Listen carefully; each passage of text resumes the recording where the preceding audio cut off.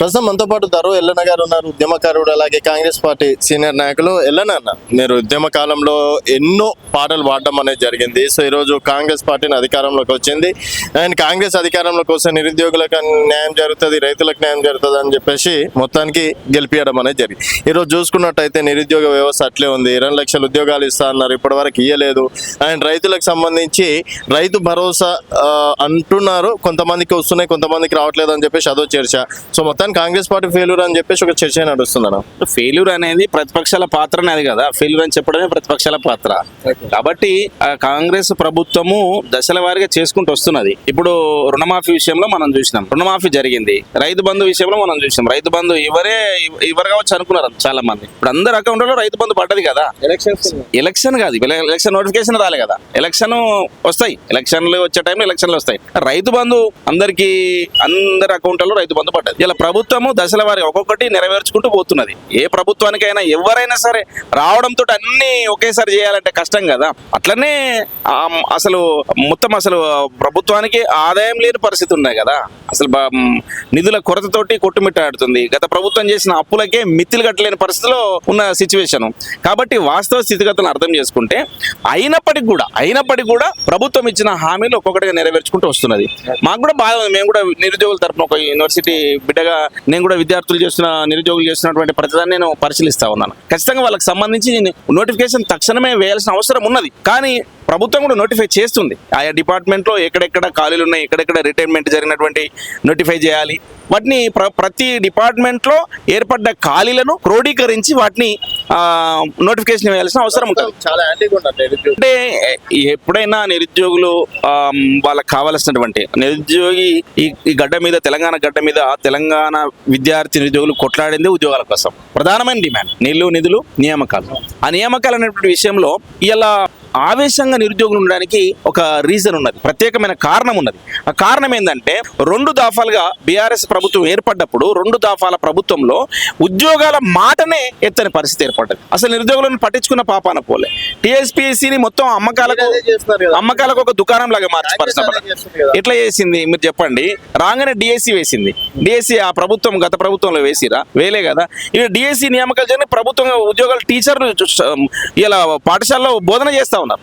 అట్లా ఇలా గ్రూప్ 2 కానీ గ్రూప్ 1 కానీ ఒక్కొక్కటి జరుగుతూ ఉన్నాయి. ఇంకా వేయాల్సిన అవసరం ఉన్నది. నేను వేసినాము అయిపోయిందని అట్లే ఇంకా వేయాల్సిన అవసరం ఉన్నది. ఖచ్చితంగా ప్రభుత్వం దాన్ని దృష్టిలో పెట్టుకుంటుంది.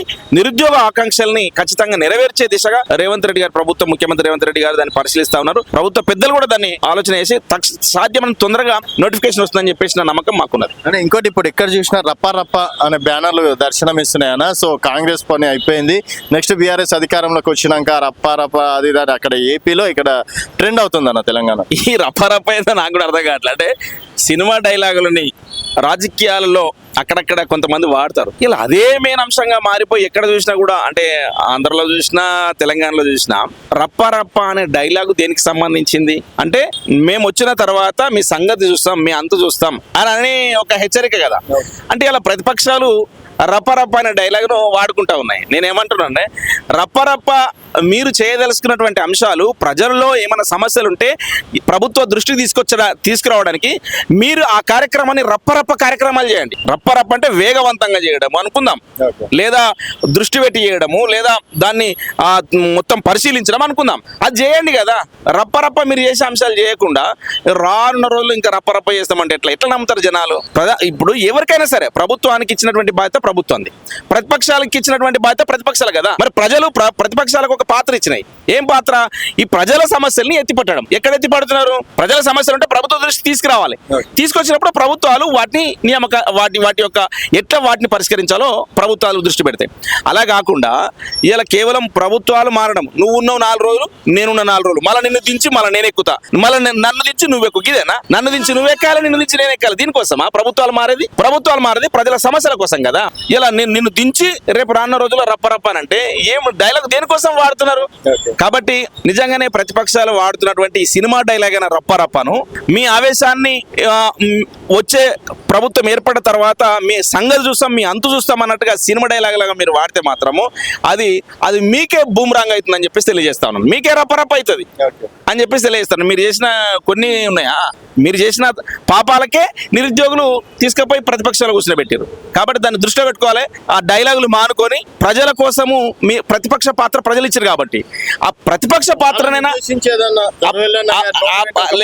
ఆ ప్రతిపక్ష పాత్రనైనా సమర్థవంతంగా నిర్వర్తించాలని చెప్పేసి నేను కోరుకుంటా ఉన్నా.